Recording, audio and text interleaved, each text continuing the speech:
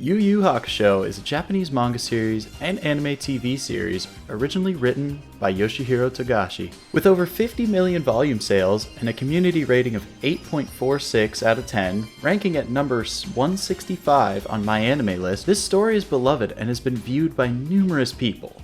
As for myself, Yu Yu Hakusho is one of my favorite pieces of media in general, and one of the biggest reasons for that is the main character, Yusuke Urameshi. As I rewatched the show recently, I noticed that this one character was deeper than I ever would have initially thought with the way he's depicted in the first few episodes.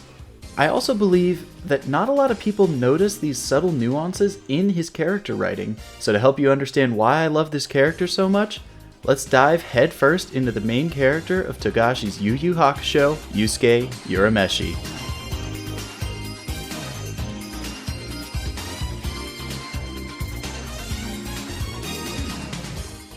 Part 1. The Lie. Yusuke Urameshi. How can the same character, who's known for being a delinquent and insulting people in various ways like this, Earth the toddler bitch! You better speak now before I forever put that pacifier 10 inches down your throat! be the same person I'm going to talk about having a surprisingly deep character arc throughout Yu Yu Hakusho? Well, it's a little more complex than you would initially think to talk about character arcs, especially with a misunderstood character like Yusuke. But there are 5 main aspects of his character that I think show off his deep personality. The first of which comes at the very beginning of the story, where we're introduced to the main character sacrificing his life by jumping in front of a speeding car to save a child. This is directly contrasted with the first scene we see in a flashback to earlier in the day, where Yusuke's on the roof of the school doing typical middle schooler activities, like skipping class, disobeying the dress code, and being a menace to the women in his life. In this scene on the school roof, we see the part of Yusuke that most people will think about when they think of the character. And it's also the part that Yusuke sees in himself. Here's where I think things get interesting though. In K.M. Weiland's book, Creating Character Arcs, there's a fundamental concept brought up that instantly makes me think of Yusuke, and that is the lie the character believes. In the beginning of the story, Yusuke's lie is what he tells himself, and what the authority figures in his life tell him. He's a delinquent. He's not worth anything. He's a waste of time and space. However, the actions we take in a crisis show people's true colors. And as discussed earlier, Yusuke shows his true nature when he saves the child, sacrificing his own life in the process. Through selfless acts in the afterlife, Yusuke gets a second chance, which leads us into the second aspect that shows his deep character arc. Part 2. Genk Kai. Yusuke's life changes drastically when he meets the elderly Genk Kai and has to prove himself in various competitions to earn the right to be trained by her. The training moments are usually passed by during the series, but they're always shown in flashbacks. In these flashbacks, we see something important to the growth of Yusuke as a character. Tough love. With an absent father and a neglectful mother, Yusuke generally has a disdain for adult figures in his life, and he struggles with listening to authority. Genk Kai is one of the few people older than Yusuke who can see him for who he really is, and she strives to show him what she sees is a worthwhile person. Although she mocks him, calling him a dimwit, Genk Kai truly cares for Yusuke because she believes in him while he's stuck in a world where he doesn't feel like any parental figures do believe in him. The two characters share a special connection, not just as master and student, but as the first adult figure who shows Yusuke that he has a purpose. This relationship takes a massive role in the following story arcs, but not before Yusuke has to learn a hard lesson about himself. Part 3. Life energy. When people feel worthless, often it can be associated with self-blame, feelings of guilt, feeling inferior, and suicidal thoughts. In the Saint Beasts arc of Yu Yu Hakusho, we can see these tendencies in Yusuke. While in the dimension known as Maze Castle, Yusuke and his team, Kuwabara, Kurama, and Hiei work to fight the titular Saint Beasts, all while the Earth is targeted by demon insects threatening the life of the people Yusuke holds dear. When Yusuke comes face to face with the leader of the beasts, Suzaku, Yusuke runs out of spirit energy to fight against the demon. but he decides to make a suicidal gambit in order to win. At this point in the story, Yusuke still hasn't fully grasped the value of life and what he can truly be, so he uses the energy of his own life to kill Suzaku because he failed to do so with the regular strength he had. The only reason Yusuke survives this ordeal is due to Kuwabara pouring some of his own life energy into Yusuke.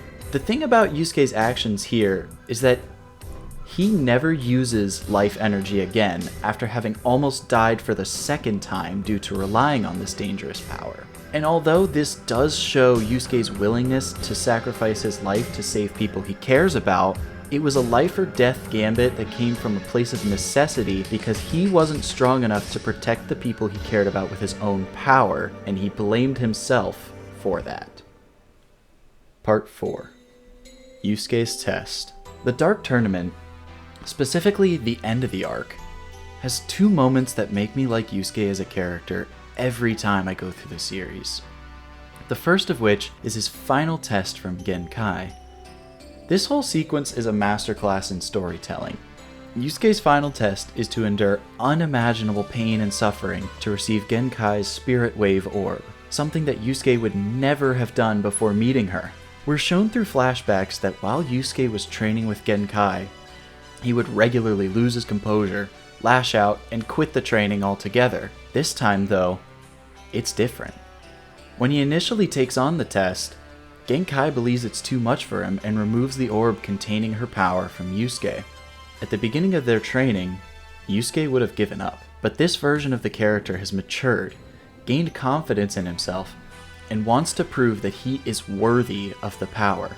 He grabs her arm and demands her to "Give that back, you old bitch," showing his newfound determination in the face of a brutal trial. Throughout this test, we regularly see Yusuke screaming in pain, but determined not to give up. He fights through it. That is, until we get to my favorite scene in the entire series. Yusuke has a spirit beast that is the manifestation of his soul and his true nature. Whatever Yusuke feels, the beast will as well, as they are one and the same. So when the beast makes it to where Yusuke is writhing in pain inside of a cave, we know that it can feel the exact same pain that he does. And when the beasts collapse from exhaustion, the cave also starts to collapse. At this point, Yusuke has two options: complete the test and absorbs Genk Kai's spirit wave, or fail to protect the living embodiment of his soul. And what does Yusuke do? He grits his teeth, stands up through the pain, shouts that he will get both of them out of that cave alive, and eventually emerges from the cave battered, bruised, and tired, but most importantly, a matured warrior with the power to protect the people he cares about. Except, he still has one more tragedy to watch happen. Part 5. Toguro. The whole purpose of the Dark Tournament arc is that Yusuke was forced to participate in the competition by a demon named Toguro. There's backstory between Toguro and Genk Kai, but that isn't as important to Yusuke as the aftermath of the two confronting each other for the last time. While Toguro abandoned his humanity to stay forever young and powerful, Genk Kai realized the value of life and that the greatest thing she could do was live to pass on a legacy to the next generation, which is exactly what she did by teaching and testing Yusuke. However, due to their history, Toguro ends up killing Genk Kai in front of Yusuke. Even after he gained the power to protect people, he still had to sit there and watch Genk Kai die in his arms while he was powerless to stop the fight from happening. Obviously, Yusuke feels guilty and blames himself for not being able to protect the person who has believed in him the most, and this translated directly to the confrontation between Yusuke and Toguro in the final round of the Dark Tournament. The fight between the two isn't just a fight to see who comes out on top. It's a fight where Yusuke has to win not only to protect himself and his friends, but to protect the fragile balance between the human world and the demon world. But Yusuke, the character always down for a fight, isn't truly able to give the fight his all. Yusuke is broken, And when Genkai's spirit is able to possess the body of his spirit beast, she tells Toguro to kill one of Yusuke's friends, and that's the only way Yusuke is going to be able to fully unleash his power. Doing this, Genk Kai reminds Yusuke about the value of life, that it's a precious thing that's now his job to protect. So when Toguro seemingly kills Kuwabara, Yusuke doesn't scream, he doesn't lash out, and he doesn't immediately fight back. For the second time, Yusuke's inability to act and his lack of strength has cursed him to lose someone close to him, and that moment of acceptance leaves him in a quiet sadness. Finally able to release the entirety of his power, Yusuke says, "You took my teacher, and now I let you take my friend. What the hell do you want from me? Don't you think I wanted to use my power to win this thing and go home? Of course. I just didn't know how to reach it, and now I have to live with that." This acceptance of guilt is different than those discussed before.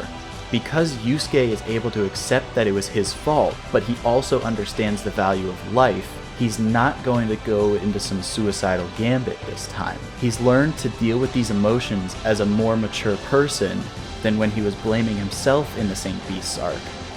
He's learned through his friends and his teachers that he does have a place in this life. There's so much more to Yusuke's character to talk about, but this is getting incredibly long for what this project is supposed to be. My purpose in creating this is to show people that characters are more nuanced than they may seem on a surface level. Even those with a quote-unquote flat character arc. Just because Yusuke continues to be a confident person spouting crazy insults doesn't mean he doesn't grow as a character. From starting off as a kid who believes he's worth nothing, even directly saying so, he learns this way of thinking is the lie in his life. This lie is an essential fault that the protagonist has to grow out of and overcome his psychological need to be, well, needed by someone in his life. This contrast between Yusuke's internal world, where he has his true character and desires, and his external world, which is the confidence and bravado he puts on in front of people, make him such an interesting character to dive into because his changes aren't as obvious to see as other characters that people have done famous character analyses on. This one character gives me a lot to talk about, and there's so much more to say. We've barely even covered half of what make this character so interesting, but for time's sake, that's where I'm going to end things for now. I appreciate you taking the time to listen, and if more analysis on Yusuke is what you want, maybe that'll happen in the future.